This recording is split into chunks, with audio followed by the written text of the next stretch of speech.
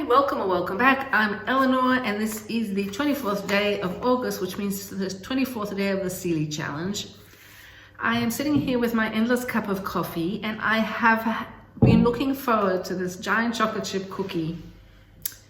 And I decided to sit out in the garden, and in the 2 seconds it took me to come in to get my coffee, a magpie stole the entire cookie and I found it in the middle of my lawn. And when I went towards it, just because I couldn't believe my eyes, it actually walked towards me with attitude. So I have no cookie today. That being said, I do have a fantastic book called Milk by Dorothea Lasky. Completely different poetry here from Jen Hadfield from yesterday. And I think that's one of the things that the Sealy Challenge really highlights. There's so many different kinds of poetry. You know, when someone says to me, oh, you're really into poetry. Oh, they immediately think that I'm into the kind of poetry they like. But there's so many different kinds. So I'm reading Milk. Well, I'm actually, in a way, rereading it. Dorothea Lasky is a favorite of mine. She's been writing for a while. She's a professor at Columbia. She's got a big following, and generally I buy all her books the minute they come out. Milk came out in 2018. But at the time I wasn't so into it. I read about a third of it and I put it back on the shelf, and I'd kind of forgotten about it, and I thought, you know what, this is a good time to pick it up. And I'm really glad I did. She lives in a world of imagination that is beyond compare. If you don't know of Dorothea Lasky, but you are interested in creativity of any sort whatsoever, I suggest you look her up. Find some articles she's written, some lectures she's given, and you'll see what I mean. She herself as a person is such a wonderful and unusual performer of her own work.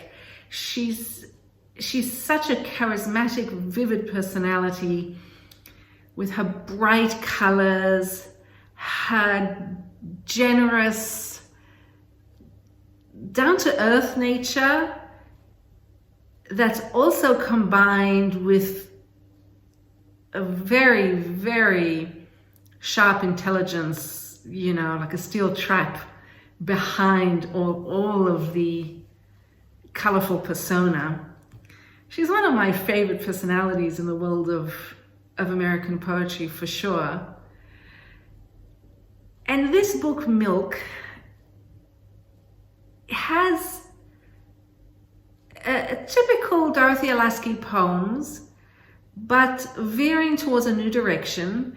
And it looks to me like, because she's older and has had children, a lot of the book is about motherhood, birthing, and babies, but you could actually read it as a book about creation and creativity apart from all of that, and love, romance, and certainly death. So, for example, she has a poem called Hot Pink Summer Titty Tassels. Everyone wants to negate the work of women, and yet we are all here because some woman held us in her abdomen for some ungodly amount of time and then pushed us out, or had them slice her pussy into bits, or even cut her open and leave her to die, while a group of people sucked and smoothed out our ever-lying countenance. You say in your adolescent nightmares, well then, I wish you never had me. But isn't it too late for that? You're here and you look at things and forward that to the things you say. Still, the books by women about women don't win awards. If anything, put a cigarette in there, a martini, pretend to be a man. I like vagina jewelry, not only on my vagina, but things made out of resin and wood that look like the unearthly glow, he told me. I like those hot green booby fringes. I said, you do, but would you wear them? He said, no, but make me a ring of that hot pussy and I will wear it all the day long. So I did, and he did. Nice vagina man, wearing my pussy on his finger. You know, sometimes you win. And you know, I can't help it when I read Dorothea Lasky, I sort of sound a bit like Dorothy Lasky. In my dreams, I am her.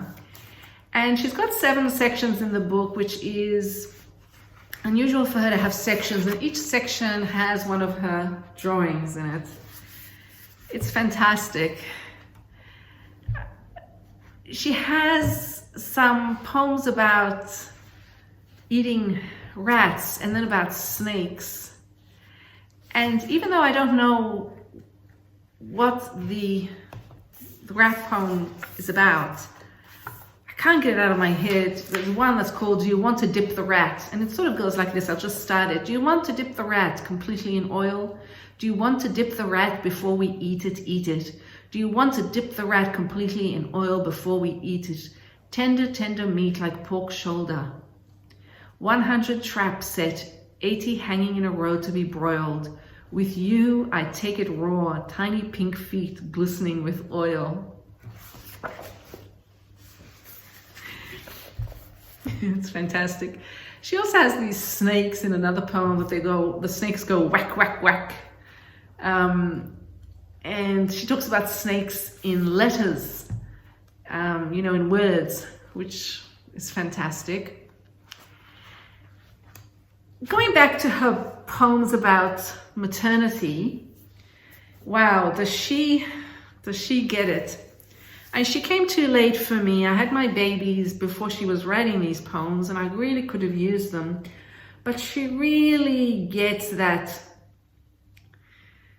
experience so spot on. And so